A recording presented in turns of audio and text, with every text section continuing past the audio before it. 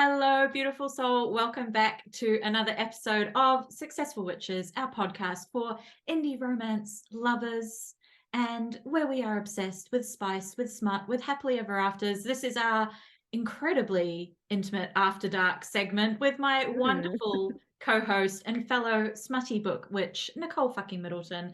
Thank you so much for joining me, as always, my darling. Thank you for Radiant. having me. Oh, thank you.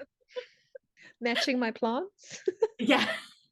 We were just commenting before we pressed record how Nicole and I have somehow managed to both end up as Monstera loving witches in our little side by side. If you're watching us on YouTube, you will see how we've managed to unintentionally start matching each other in very very mystical ways. Burrowing. Yeah. Witchy much? Anyway. Witchy, yeah. It is a pleasure as always to get to come and talk about our favorite smutty, spicy, delicious indie romance reads. And this week we have a treat for you that we are diving into a series that is very, very, very, very hot, very, very delicious. And we're actually diving into book number 3 of the series. So we are skipping ahead, but these are all standalones. They're interconnected. And we wanted to bring this episode specifically because we are still, at the time that we're recording this, we're still in Pride Month. And we wanted to really celebrate love. Love is love in all its shape and forms. And this is a book that really gets to the heart of a lot of conversations that are very, very deep, very activating, very sexually awakening, and also really celebrates what just the different variations of love can look like and how they can come about and how they can transpire. And I think probably the thing that Nicole and I were talking about in preparation for recording this episode was really about the fact that this book felt very real life. It felt very frustratingly real. Yeah, frustratingly at times real, because there are a lot of books that touch on polyamory or thruples or anything like that, that while we might have situations that kind of go into the third act breakup or something along those lines, there are often a lot of elements and moving pieces, especially in contemporary romance, that probably handle certain scenes or ways of dealing with certain things in a way that is fantasy. Yeah, it's been sprinkled with a little bit of, good juju. And I think this book really doesn't shy away from the real, exactly. The way that real life humans going through this would probably act. And that's probably something to keep in mind as you go into this book. But without further ado, we are talking about Give Me More, the third book by Sara Cate from the Salacious Players Club series. Now, what you need to know coming into this book is that the Salacious Players Club is the kind of main event of these books. If you haven't heard about them, they are incredibly, incredibly enlightening, shall we say, for one. They are. They have enlightened a lot of things for me. If you were not watching along with us on YouTube, Nicole's eyes are very wide. She has the biggest grin on her face. Always. Like I say, every single book that we read, it literally changes my life. And the series, starting from book number 1 all the way till now, it's like it's very enlightening. I'm like, that's interesting. I didn't know I was into that. Yeah, and I have seen a lot of people who have read these books have made the comment that they have basically been saying, where can I get me some Salacious Players Club in real life? Because this is a world, this is a fictional world, but it is based on a group of friends who come together because they have been fired from their job, where they all work together. They were all, buddies in this workplace. They used to go out, I think, for like a drink once a week or something. Yes, and complain about work. Yeah, and basically the premise of how this club, this very exclusive VIP sex club, comes about is that this group of friends get fired and they realize that they all have the necessary skills with which to actually make this thing a reality, that they've all been because they all work in like entertainment and stuff as well. like you've got the IT now, so you've got the entertainment, you've got the kind of business sense, you've got the funding. And so Maggie with all her administration and keeping the boys all in check. Yeah, so this group come together and they build and start up what is known as Salacious Players Club, and it starts off as an app and then quickly grows into being a physical location. So by the time we get to book number 3, which is Give Me More, the club has been in full swing for some time. We've had 2 books already in the series where we've had other couples that have gone through their journeys. And in the very first book, Praise, which, like, yes. Dear God, yes. Dear God, green yes. light. Green. We see the process of the club in its infancy and as it's being built, you know, literally it's being renovated and all of those sorts of things. So it's kind of fun. By the time we get to this book, we've seen the journey, and we have our characters that come along for this journey, being Hunter and Isabel, who are a married couple who have been involved with the club from day one. Hunter was involved as one of the more so kind of silent partners of the business, really, right? Like he kind of did like all the behind the scenes, like working with the tech geeks, kind of the research and the tech geek stuff. So yeah, he was kind of doing all of that behind the scenes stuff. Whereas some of the other characters in the series were much more like on the floor, involved in the sort of like day-to-day running or the setup of the club. Or building, like Drake. And so Drake is obviously our third main character in this book, and he has been the kind of go-to building contractor, supervisor, head of construction for the entire project. He is Hunter's BFF for life. They've known each other since they were little kids. And Isabel has kind of obviously been around. She's met up with the group and she knows all of them intimately. She's a yoga instructor, am I right? Yeah, an aerial. It's very important that we mention the aerial. Aerial yoga. So there's a scene. It's aerial yoga. It has been indelibly ingrained in Nicole's mind. And now I'm like, I like aerial yoga. Where can I go and find me some of that? Yeah. So Salacious Players Club is very exclusive. It's VIP. They do everything to the top class of everything. It's exclusive luxury. It is an experience that is obviously all about going and exploring kinks, sexual preferences, sexual awakening. You can go there to observe, you can go there to partake, you can go there to explore.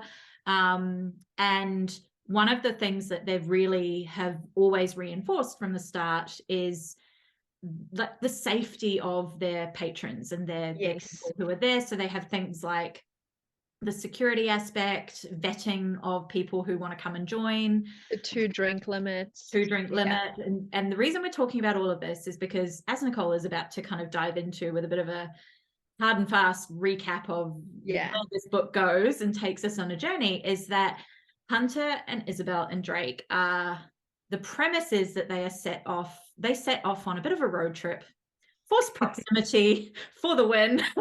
Yes. To go and investigate other clubs of a similar nature. Can I hand the microphone to you for Nicole? Because I can see that you are absolutely raring to go over here with a bit more detail of how it's told. Beautiful. I'm so excited. Yeah, so sexy road trip it is. No one realized how sexy that needs to be like on a t-shirt. Sexy road trip. Yes, sexy road trip. Done.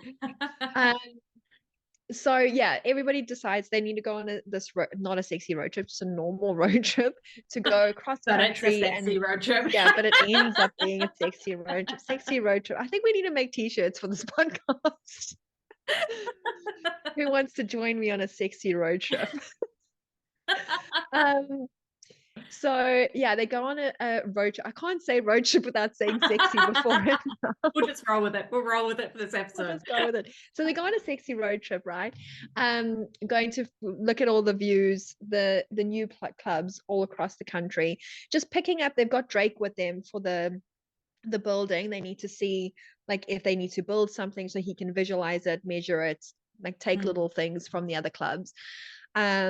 but these guys have been like together since the beginning. Drake's been part of their family kind of on the side. He feels like he's a third wheel. They just like, he's part of our family.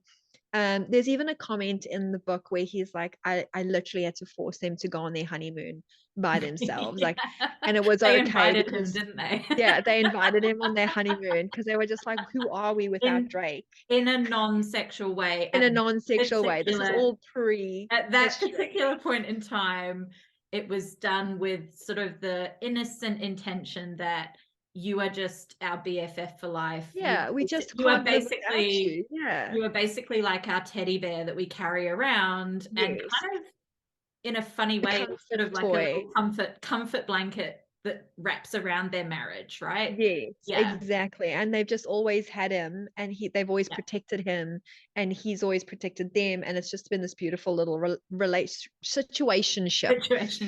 Because Of besties. Drake is our lovable rogue in this Oh, series. what does he call And himself? A scoundrel. He's like, I'm a yeah, scoundrel.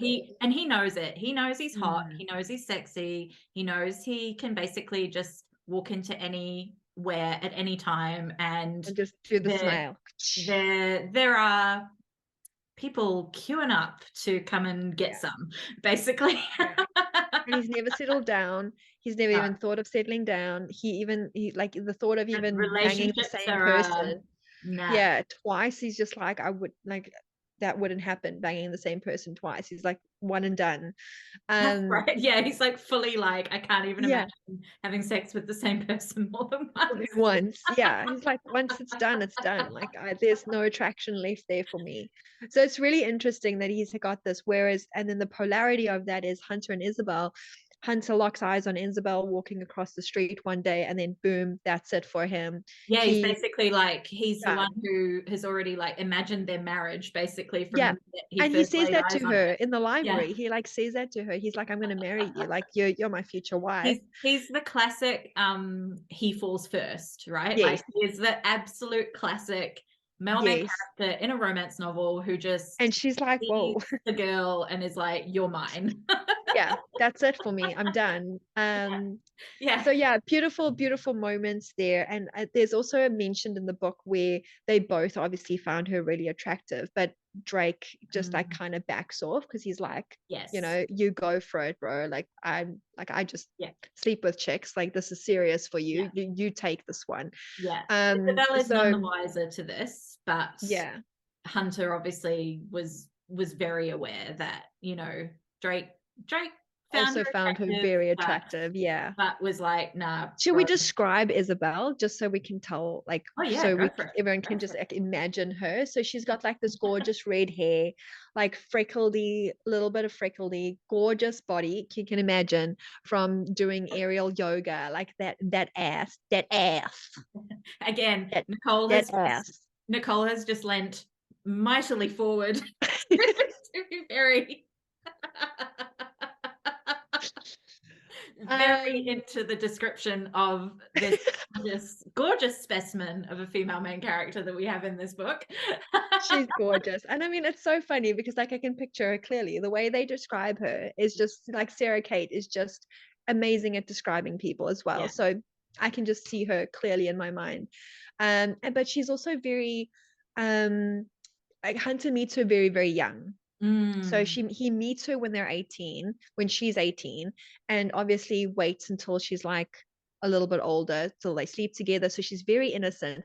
But unbeknownst to Hunter, the books that she's reading, because she's so goody two shoes in the library, are these types of books. Ain't so sweet and innocent.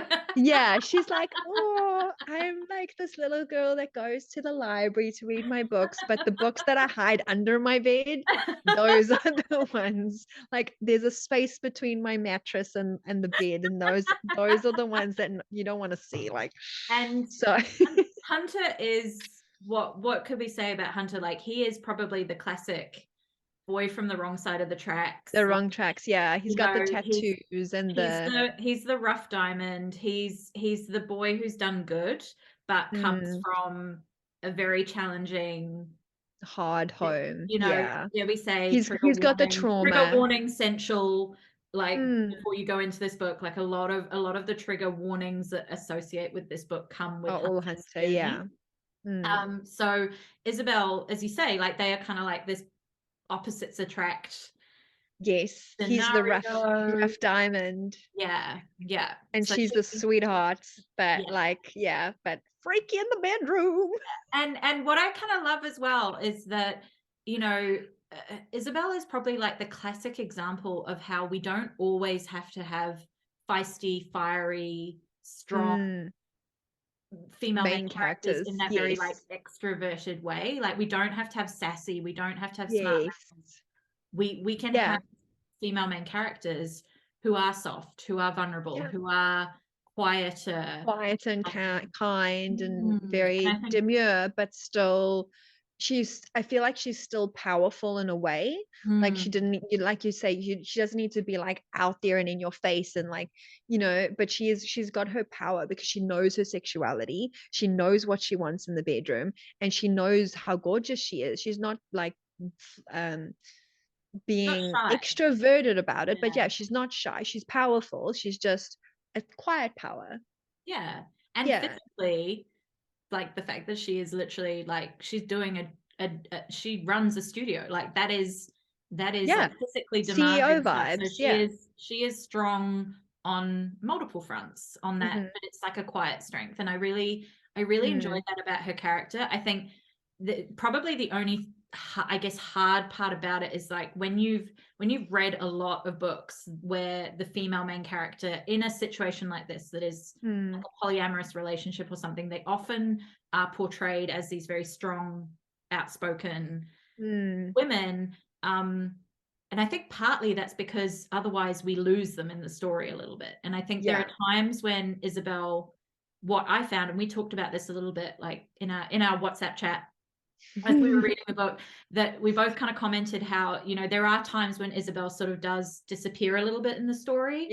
But it also is done in a really beautiful, intentional way, I believe, by Sara Cate, because we she's trying to facilitate the other stuff. Like we're facilitating a relationship developing that is not just involving our female main character. We are facilitating a relationship that is blossoming between two men who up until now have been BFFs for life, and particularly from Hunter's perspective, straight as a fucking arrow. We're straight. We're straight as an arrow. Drake's not straight, he's bisexual, but Hunter's very straight. I think, does Drake say like he's always been out, like identified as bi? He said that he never actually came out, but it was it was never a thing. Like he never came out, but he just started sleeping with guys and girls. It was just like not a thing. And there's a cute moment at the end of the book where he actually comes out, and I'm like, oh. He like comes out to Hunter and Isabel, and that was so cute.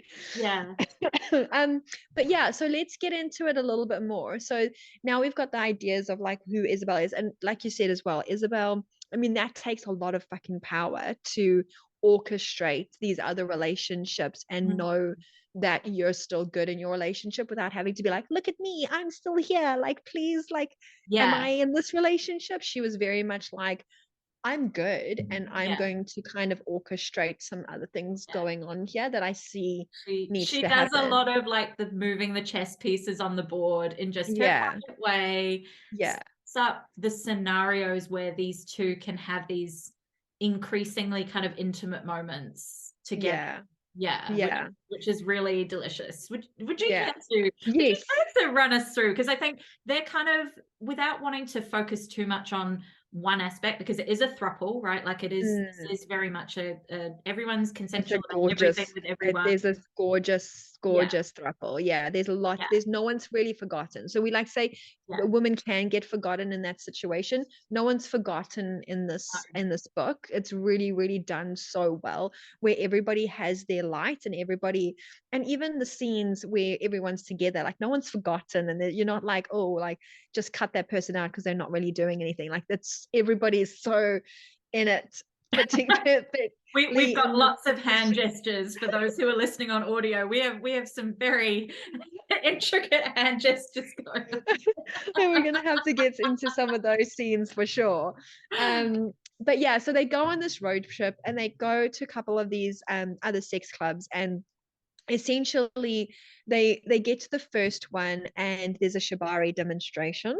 If you don't know what shibari is, it's ropes, and it's all about tying the ropes to the point where the line between pleasure and pain tends to blur, and it And it's does very much about something. the artistry of how it shapes Yes. the body, marks the body. Marks the body, yes. And it's all about trust, like the submission and but it actually does something, because I don't know too much about this, so like literally just learning from the books. I haven't researched from the side, which is like asterisk, we are not experts on any of this. We are indie romance lovers, and yes. So and please note, please go and do your research. Please do not go tie yourself up with ropes based on this podcast. And also do not take your advice on like BDSM from indie From romance us. books. Like, be inspired, but go and educate yourself. Yes, no, definitely need to go to research, and I will. We can actually tag some research places, because I found a really good one. I don't know what it is, but I'll find it again, and we can always tag it. Nicole's got the links. We'll make sure. I got the goods, peeps. But yeah, shibari is supposed to be this really beautiful thing, and I learned a little bit from the book. In that there's something that happens in the brain body where your body actually submits at a point where there's like a little bit of pain and it's a little bit of tension, and then there's a point where your body actually just relaxes into it. So you're like, oh, this is a little bit painful, and then your body relaxes, which is another element to the dom sub whole thing. Anyways, so let me get into this demonstration. So Hunter goes off and to go talk business with this woman, or whoever the owner was. I think it was a woman, and he looks at Drake to be like, watch my woman, because that's what besties do for each other. We like protect each other's women, and like, watch my woman. So this is something that they've done for years. It's all good. He's like, yeah, I get you, bro. I've got her covered, because she's like petite and like gentle, and like she needs protection apparently. So they're like protecting Isabel. Nick Minute, the guy on stage, spots these two, and they're obviously gorgeous. So they were like, that will look good in my shibari demonstration, so let's call them up on stage. Calls them up. Two hot young things. Two hot young gorgeous humans, like, oh, that's gonna look good in my demonstration, so let's get them up here. So instantly, like, Drake freezes, but Isabel's like, well, we are here to learn and to understand this whole shibari thing. Like, why not be involved? So she's like, hell yeah, let's go. And Drake's like, what the fuck? Drake's like, pump the brakes. What are you doing? Like, I'm responsible for you, woman. You're supposed to stay calm and like do what you're told and like stay in the crowd, and now you're doing like getting onto the stage. And he's like, the fuck? And all of a sudden we have a trussed up Isabel. All of a sudden Isabel's on stage, and we have a very aroused Drake. Yes. Because Nick Minute, Isabel doesn't have clothes on, because you can't do a shibari demonstration with a dress on, so she's standing there almost like basically starkers. Drake ties her up with the rope and continues to thrust into her from behind, because this is what they're being told to do. And Isabel's like, I know Hunter can see us. Like, I can feel his eyes on me. I don't know where he is. I cannot see him, but this is intense. And everybody's turned on. Isabel's like an entire puddle. Like, Drake is just, everybody from the audience can notice what is going on through his pants. Yes, poor Drake has got a rather sizable bulge in his pants on stage. It's very obvious. Not only in front of the audience, but also in front of his best friend. So yeah, look, Isabel looks up and actually like makes eye contact with Hunter, and he's not actually angry. He looks just like intense. And Isabel's like, is that like a smirk on his face? Like, what is this? Like, what is going on here? What is happening here? So obviously that creates this whole awkward thing. And this is what sets us off on this journey, because obviously that was not meant to happen. Drake's Mm. like, I would never touch a girl. I'm loyal. You know me. I would never Yeah. do that. Like that's It's not this me. like But he's very turned on. catalytic moment, right? Like Yeah, that was the that's the point catalyst. that everything kind of sparks from there in this book, right? Yeah. And then we move on to the best title of any chapter in this entire book, where Yes. I've got it here. I've got it here so we can make sure we get it right, because yeah, we have to get it right. it, Oh, I've it got a is little. absolutely like the Yeah, crowning glory of any this was chapter the heading title. that we've Yeah. ever seen in a book. Because the chapters are called rules. So it's like Yeah, and number it's one. brilliant. Some of these Sara Cate, just oh my god, Yeah, like yeah. yes, they're brilliant. I Because love it's across them. all the books, right? Like Oh, in yeah, it's all in the the books. series. Yeah. Yeah. So we've got rule number 1, rule number 2, blah blah blah. So we're up to rule number 8 here. Rule number 8: if you're going to ask your best friend and wife to sleep together, breakfast isn't really the time to do it. And of course, when you read that, you're like, okay, now shit's Yeah, gonna go you just down. know shit's going down in this chapter, and it Yes. is so fucking good. And this is from Hunter's perspective. Yeah. And he's like, and also Hunter's the type of guy, and like I can imagine he's the broody, quiet type. He's the like he doesn't say much, but when he says it, it's generally important kind of thing. That's Hunter. So for him to sit at breakfast and he's like, they're chatting away, doing their little like banter between Isabel and Drake, and he's kind of just sitting there chewing on his thoughts, and looks up to Isabel and says to Isabel, um would you sleep with someone else? And she's like, wait, what? Yeah, like It's we're just like, literally having breakfast. yeah, talking about like where to go next on our trip, and like what time do we need to be at this Yeah. meeting, and would you sleep with someone else? And she's like, hang on, what is happening here? And they obviously think this is a test because of what happened, and they're like, no, of course I wouldn't. And Drake was like, no, I told you, this is like, what are you asking here? Are you testing us? And he's like, no, I found it really sexy. I'm really aroused by you sleeping with someone else, and I want this to happen. And she's like, you want me to cheat on you? Like, Yeah, what and is this is where it this? gets into the very real life reaction. Yeah, Because I think in some fictional indie romance situations, they would have just this jumped would in. this Yeah, would not be the way that it would be written. Like because this is yeah, genuinely, I think, how couples, particularly couples that have been married for a long time, would be like, what the fuck? You don't want to be with yeah. me anymore? Like, what You is don't going want to on be with me? Like, are you not here? attracted to me? Are you Yeah, testing yeah. me? And it's so frustratingly real, because you're like, if Hunter just phrased his words a little bit better and asked it in a different way, it would have turned out so differently. But he's Yeah. like, hey, I want you to sleep with someone else. And she's like, you don't want me anymore? Like, So we go through this whole we won't get into it too much, because there is a lot yeah, we of don't need this to go into that. there is a lot of this emotional turmoil that is Yeah. beautifully balanced out by a lot of emotional uh Miscommunication. yeah, and then also like the kind of emotional like reconciliation, I think, is the word I'm trying to Yes. get for here, right? Yes. Like that it's like Yeah. we get the highs and we get the lows, and then we get the highs and then we get the Yes. lows, and so it is quite a journey in this book, but I think it is very It's much beautiful. It's beautiful yeah. and real and frustrating, and it's really good. Um, but yeah, so they go on this journey, of course, and essentially in that part they make a deal. Um, Yeah. Drake says to Hunter, "Listen, let's do this. We'll make a deal. But if you lose your shit, because obviously you would, if you see a man with your wife, like you're gonna lose your shit. The primal thing is gonna come out. You're gonna lose it, and when that happens, the deal's off, done." Yeah. So Yeah. they do that, and he's like, sweet, let's do it. And Hunter's like, yeah, I'm pretty sure I'm going to be fine. But Drake's like, yeah, this is going to happen.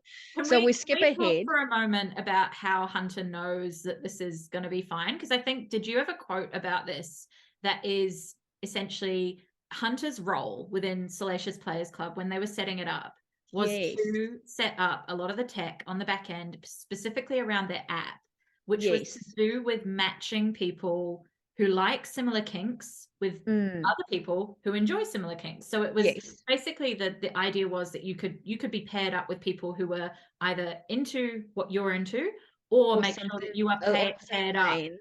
Yeah, make sure that you're paired up with someone who, if you want to be a dom, you're paired up with someone who wants to be a sub. Not because I think, again, I'm going a little bit backwards here, but kind of the whole premise of how this whole thing comes about is because we have one of the characters from the first book, Praise, wanted a sub and basically treated the person he was with as you would any good sub, and they basically turned around and like bitch slapped him, I think.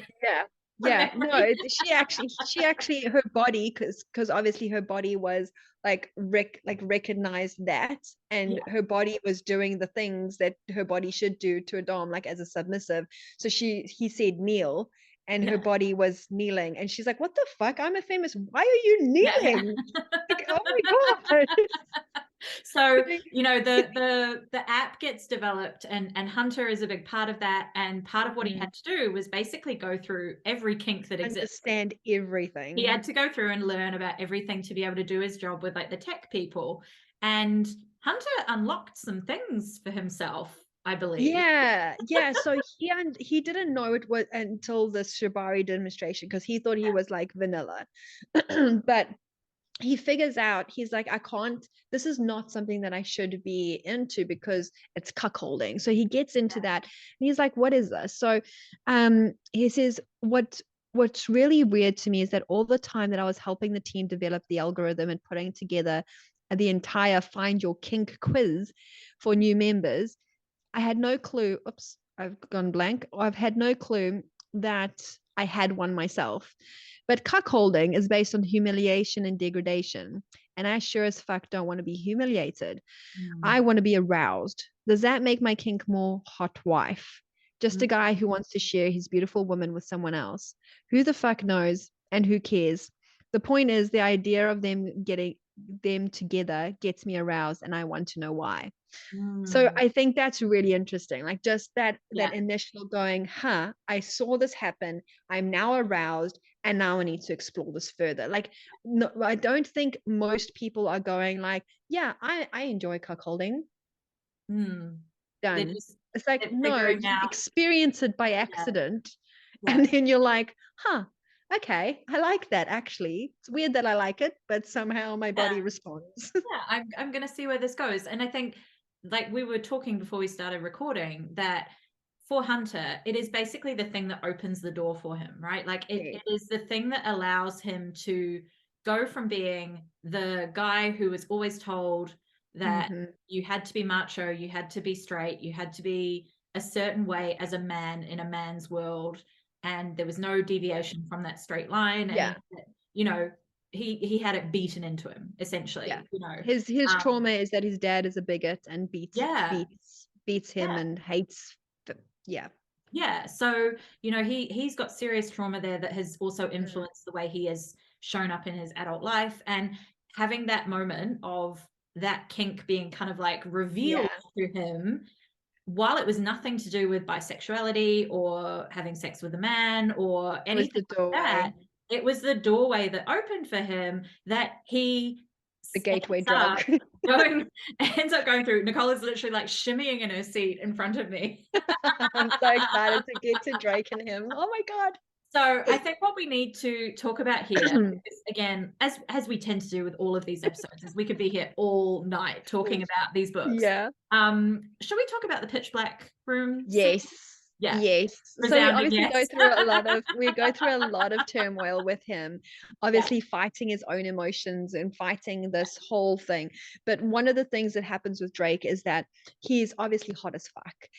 Men like him, women like him. He's bisexual, so anyone like it throws him a little glance. They like Isabel, and especially after they've had a little experience with Drake, they're now like attached, and they're like, oh, I want Drake, but Drake's still eyeing other people out because he's the scoundrel.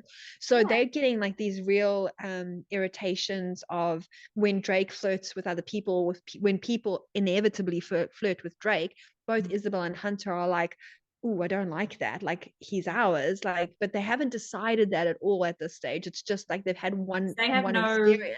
no They've got no ownership right. on him. Yeah. Like, he's just their friend. And it's this Yeah. weird kind of dynamic they're all trying to navigate, where they're like, Yeah. why do I feel so territorial over Possessive. you? Yeah. Yeah. Yeah. Yeah. So So we end up, they go to the new sex club, which is called Pitch. And the whole premise of this place is that there's an area which is pitch black, and they've done it perfectly. So there's a lot of safety involved. And they've even got bouncers with like, pitch, night vision what are they? goggles, right? Night Yeah. vision glasses, yeah.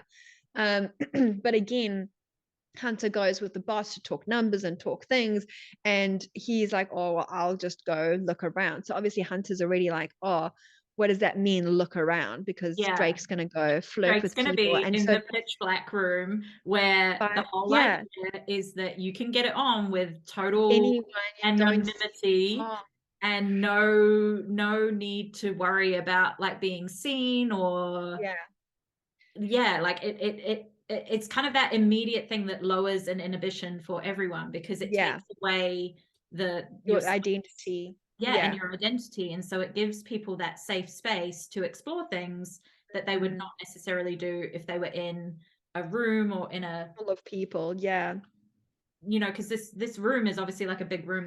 There's like a ton of people in there, from Yeah, the sound of it, right? you Like, can't it's, see anything. It's literally yeah. pitch black. You cannot see anything. So he knows that that Drake goes in there, and Hunter's obviously already got his hackles up. Like, he's like, what is Drake going to be doing in there? And Drake goes in. He kind of moves to the side of the wall. He can't see anything. Someone whispers to him. Now obviously you have to wear a condom in there, so he's got his like dick out in this room. Yeah, that was like the funny thing, wasn't it? That like, as you're going in, you You have basically to like like make to check. yeah, you literally have to be like prepared before you go in for action. Yeah. Like, Yeah, like proper check, like the bouncer checks. He's like, yeah, you're good to go, bro. yeah, Go like ahead. you're suited up. Yeah. And also like Drake chooses, because there's three rooms. There's the women only room, there's the men only room, and then there's the whatever you want room. And Drake conveniently chooses the men room.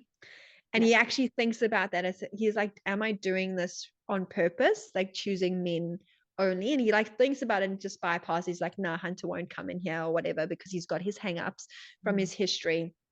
Anyways, he goes in there, goes to the back of the wall because he's still contemplating things. He does get like touched by someone who kind of walks past and says, oh, you're a hottie or whatever. And Nick Minute. Nick Minute. Nick Minute. I've got the quote here. Shall I read it? Okay, yes, please. Yeah, Yes, that would be brilliant. Nick Minute, and this Nick is Minute. this is from Drake's point of view. Yes. When I glance back at the man guiding me, I catch the subtle outline of something on his face and realize he's wearing the night vision goggles the bouncers wear. So he's like literally been grabbed by the arm by someone in the dark. Am I in trouble for something? Because he's like, what the fuck? Are like bouncers just come over and grab me? I'm about to protest, but I'm suddenly slammed against a hard wall and the goggles come off his face in a quick swipe. I know this because I hear them hit the floor. I still can't see him or anything, but there's no time to try because his mouth is suddenly on mine. With one hand firmly around the back of my neck, he kisses me hard. Delicate stubble around his lips scratches with mine, and when he pulls his tongue out of my mouth, he nibbles on my lower lip. Oh my God, like, fucking hot move, Hunter. Like, holy hell. Mine, he utters darkly. Oh, that's like my favorite part, that whole like mine. And then Drake goes on to comment on the fact that his cock stirs in response. Hunter, yes. I've only kissed him once, but I know this move already. Ooh, it's so good. Okay. Yeah. So that gives you a little bit of a taster. Are we telling them what goes down in there though? I don't know. I feel like we should leave it as like the pleasant Yeah, surprise. because I think so. Yeah, because there's a lot in this book, and there's a lot of very delicious, sexy times between three. And so we will leave that to you to there's so many good scenes and explore. I think we what else did we want to particularly talk on with this before we get into our kind of hashtag why we're obsessed little roundup. I think we really wanted to like draw on that energy of the possessive. Yes. I'm turned on, rather than the possessive caveman, I'm jealous. Like, and I think that's a really, it's a really big theme in this book, is like around jealousy and what that looks like and how that's experienced, and how, you know, in this throuple coming together, they're exploring all the ways that you can be aroused, you can be turned on, you can be enjoying something consensually, and like everybody consenting to everything.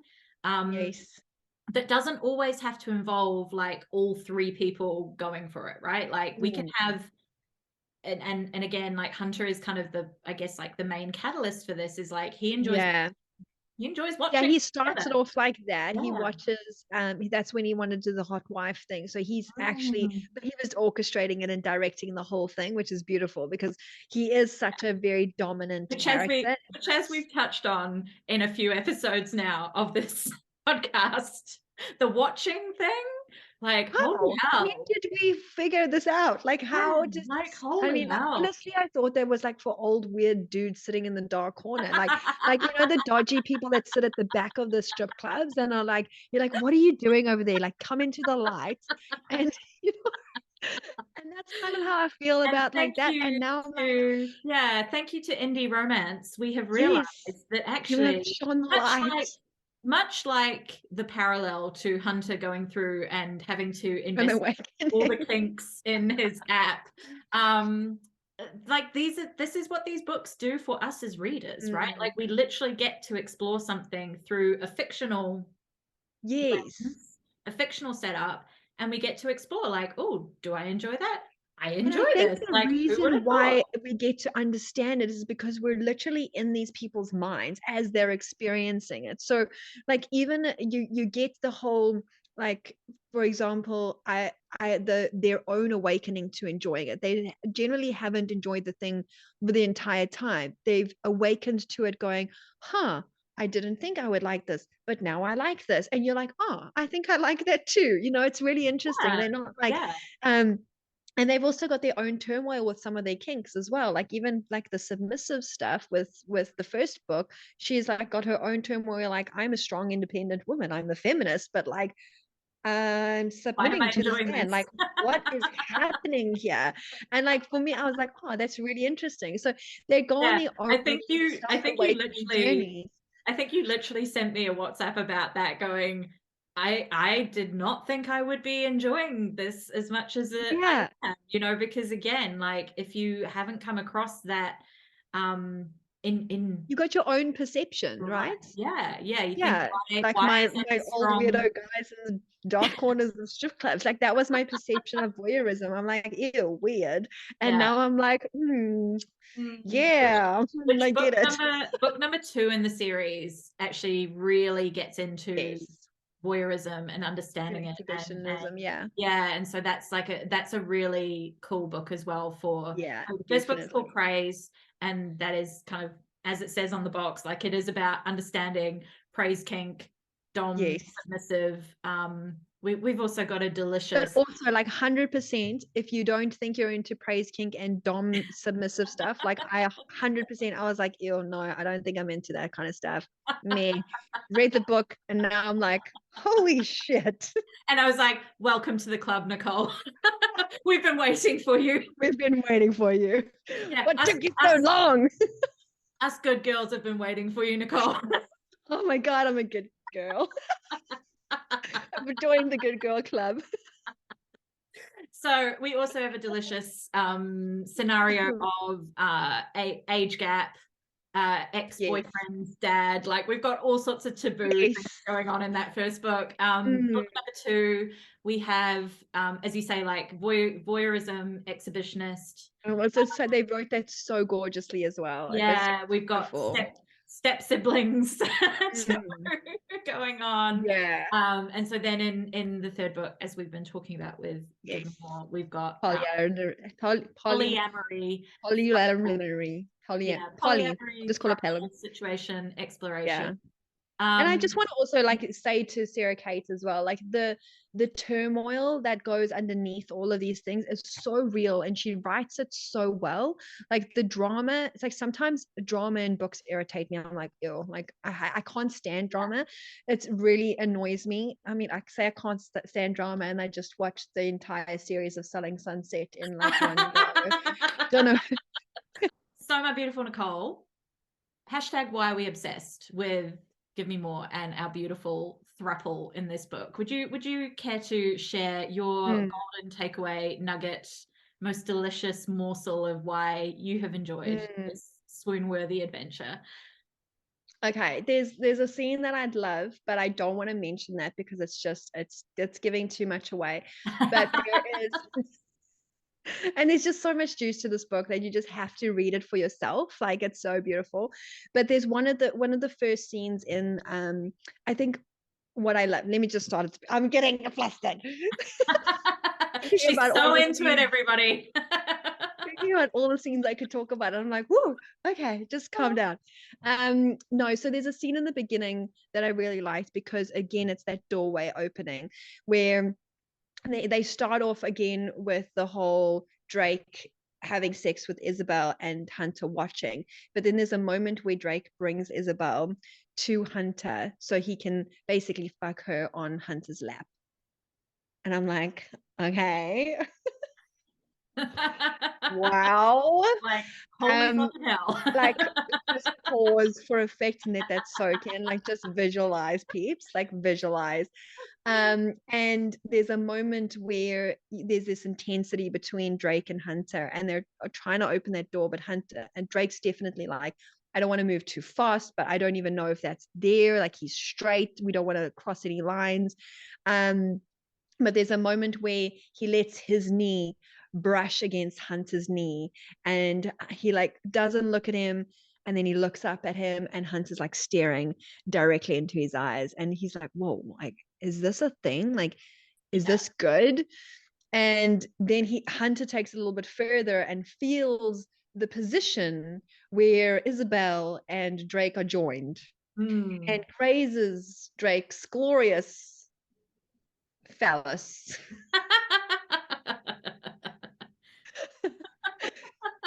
And Drake's like, oh my god, did he do that on purpose, or was it an accident? And like, this whole thing, your hand is on my cock. Is this your hand is on my cock, like, what is going on my knee, we're naked, everything is happening. Like, is this an accident? Is it not? But there's so much intensity and so much like eye contact, and it's just incredible. And I think that doorway into the rest of the book of the sexual awakening between the three of them, and then especially Hunter and Drake as well, like realizing their sexual connection, like above and beyond the brotherhood that they share, or the and best friend. Just we're both attracted to the same woman. Like, yes, exactly.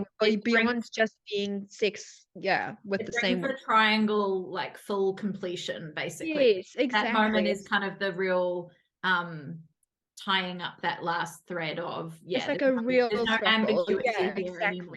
I want to say real throuple because like there's so many different types to have a relationship, of course, but you're right. There's everybody's in on something. Like, they each have their individual relationships and they have a relationship together, and it's just juicy and beautiful and hot as fuck.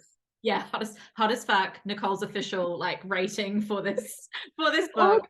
And the bit that I want to I guess contribute as my hashtag why we're obsessed is probably like both of our comment coming away from this book is that we have both been enlightened as part of reading this iteration of Salacious Players Club, that there are Airbnbs that are kinky Airbnbs. We have both learned some things from this book.